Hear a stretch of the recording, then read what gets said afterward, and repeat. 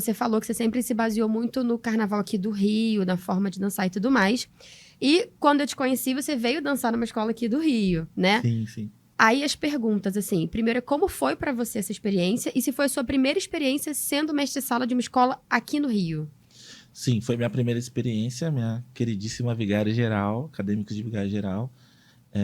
Um beijo para presidente Betinha, um ícone do carnaval. Aham. E foi minha primeira experiência aqui. E assim, para mim foi um divisor de águas, né? Porque lá em São Paulo eu falo para todo mundo. Quando eu virei mestre-sala, logo em seguida, eu tive contato com duas pessoas que foram os mestres-salas que me abriram o mundo do carnaval do Rio de Janeiro. Que um é o Sandro Avelar, e até então ex-presidente do Império Serrano, né? E o outro é o David Sabiá, né? Que é mestre da Beija-Flor. São meus dois amigos, irmãos, assim, a gente é literalmente família. E aí eu posso falar que eu literalmente cresci com eles, né? A gente tem uma relação de amizade muito boa. E isso foram as pessoas, porque eles foram para o Rio de Janeiro. O David Sabiá, inclusive, desfilou vários anos no Carnaval de São Paulo, no Águia de Ouro. E aí foram as pessoas que... Foi o meu primeiro contato próximo, assim, com o Carnaval do Rio e com o mestre-sala do Rio de Janeiro. Então, quando eu chego na Vigário, eu já tinha, desde 2005, acompanhado muito de perto o Carnaval do Rio de Janeiro.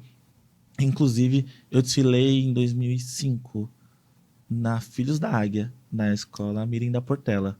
Na época ainda era eu, mestre Vitinho, Sandro Avelar, Diogo Jesus. Nossa. Tinha uma galera assim que hoje já dança e tá em vários lugares assim, que a gente desfilou lá, né?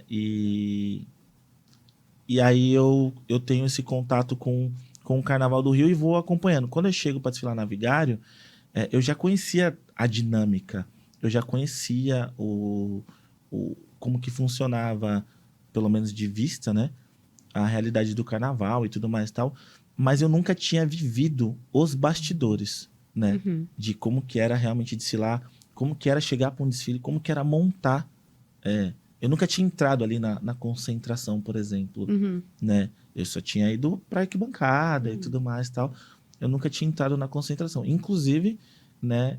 Tem uma história que eu tava tão assim perdido que no dia do desfile deram um hotel pra gente. A gente tinha todos o suporte possível, mas sem conhecer, sem saber, fiquei no hotel, arrumei minha fantasia e tudo mais e tal. E aí o pessoal da escola esqueceu, eu também acabei esquecendo de combinar um carro para levar a gente para Sapucaí, né? Então a gente estava no hotel e começou a dar o horário pra gente poder ir. E aí eu lembrei, tipo, beleza, e agora? Como a gente vai? Né? E literalmente a gente pegou e foi andando pra Sapucaí com a fantasia nas costas, porque tipo, nada roda, né? Não anda nada, né? A época de carnaval fica tudo... Não tem táxi, não tem Uber. Não tem. É tudo lacrado, né?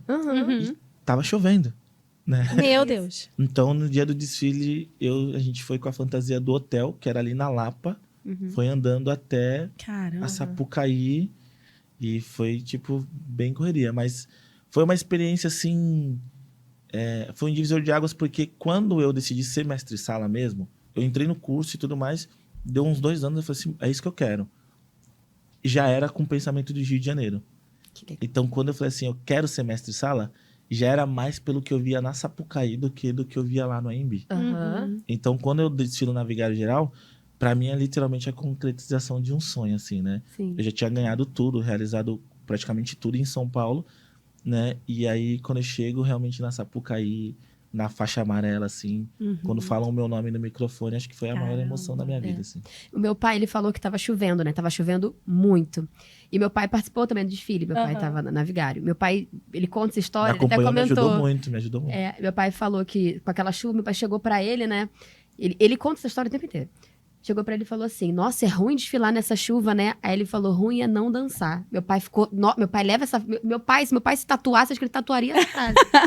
Mas é. Assim, É, né? Sim. Uma chuva muito bizarra, assim, realmente, assim, dava medo da chuva, assim. E aí ele chegou em mim, assim, e falou, né? Mas eu tava tão feliz, assim, podia passar a Arca de Noé que eu não entrava. E aí, quando ele falou assim, cara, muito ruim desfilar na chuva, né? Aí eu olhei a Sapucaí assim, falei, cara, ruim é não desfilar. Caramba. Tipo, podia estar o que fosse aqui que eu ia desfilar. Cara, e essa frase impacta mesmo. Não né? é? Menino. Porque é isso, né? A gente que é artista, a gente não consegue. A gente até já Não falou dá. isso aqui no Aham, podcast. não dá. Pode ter a adversidade que for, que a gente tá lá Firme e firme e forte. forte. Pra mim, não tem tempo Não ruim pra tem, dançar. né?